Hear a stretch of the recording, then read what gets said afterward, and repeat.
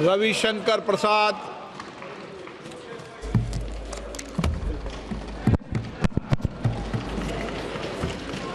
माननीय अध्यक्ष जी, मैं बहुत कृतज्ञ हूं कि मुझे इस महत्वपूर्ण बिल पर बोलने का अवसर दिया गया है। सर, मैं विपक्ष की बात सुन रहा था। मुझे उनके तर्क को समझने में थोड़ी कठिनाई हो रही है। वक्फ बिल में संशोधन होना चाहिए, लेकिन नहीं भी होना चाहिए। ये दोनों तर्क कैसे चलेगा? सबसे पहले बात थोड़ा संविधान की कर लेते हैं। आजकल लाल किताब बहुत घूमती है। जब भी कोई विषय होता है, संविधान की लाल किताब दिखाते हैं। सर, हम संविधान की हरी किताब लेकर के आए हैं जो संसद में रखी हुई है, तो मैं इसी को दिखाऊंगा आज। सर, भारत के संविधान के मौलिक अधिकार में धारा 15 है। धारा 15 में लिखा हुआ है कि महिलाओं के साथ कोई विभेद नहीं होगा और सरकार महिलाओं के विकास के लिए कानून बना सकती है। तो अगर यह वक्फ बिल देश की खवातीनों के विकास के लिए, वक्फ में उनकी भूमिका के लिए यह कानून लाया जा रहा है, तो यह कानून गैर संवैधानिक कैसे हो गया भाई? सर, संविधान की धारा 15 में यह भी लिखा हुआ है कि सामाजिक रूप से पिछड़े वर्ग के लोगों के विकास के लिए सरकार कार्रवाई कर सकती है। यह सच्चाई है। Honorable member, please. मैं जिस प्रदेश से आता हूं, Honorable member, please be seated. Honorable member, sir, जरा लोगों को बैठा please be दें। seated. Honorable member, जरा बैठ जाएं। Honorable member, मैं don't भी आग्रह करूंगा। sit back to the chair. Please be seated. Venugopal जी, जरा मैं बोल रहा हूं, आप भी सुन लीजिए। Mister Venugopal, Yes. Mister Venugopal ji, I am speaking, kindly have some attention to me. बैठिए।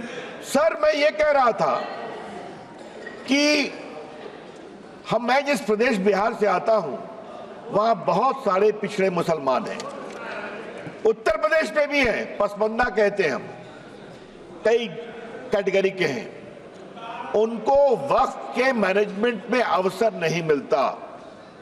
और अगर संविधान की धारा 15 के आलोक में इस बिल में इस बात का प्रावधान किया जा रहा है कि पिछड़े मुसलमानों को भी वक्फ में जगह दी जाएगी, उनको जगह दी जाएगी, तो परेशानी क्यों है इनको?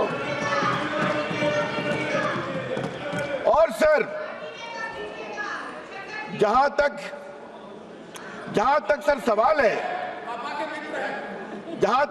है सर, मैं ये बताना चाहता हूं कि संविधान की दुहाई का जवाब मैं संविधान से ही दे रहा हूं।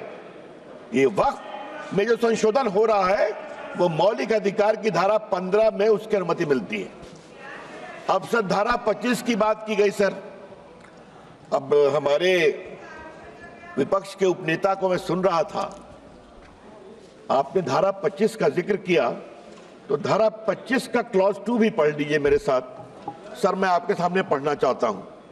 Nothing in this article shall affect the operation of any existing law or prevent the state from making any law regulating or restricting any economic, financial, political or other secular activity which may be associated with the religious practice.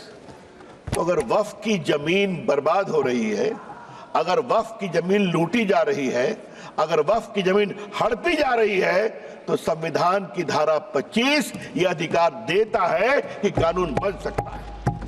तो कृपया करके कोई, अगर आप धारा संविधान की coat करते हैं, तो पूरी की पूरी कोट करें। सर, मैं प्रावधानों पे आने के पहले एक और बुनियादी बात उठाना चाहता हूं। वक्फ के माने क्या है सर? माननीय मंत्री जी ने विस्तार से बताया है। Waqf is not a religious body. Waqf is just a statutory body. वो कोई धार्मिक संस्था नहीं है, वो सिर्फ एक वैधानिक संस्था है। सर, दूसरा सवाल आएगा सर। अच्छा, आप अपने पारी का इंतजार करिए ना। You are a very eloquent speaker, I know. Wait for your turn.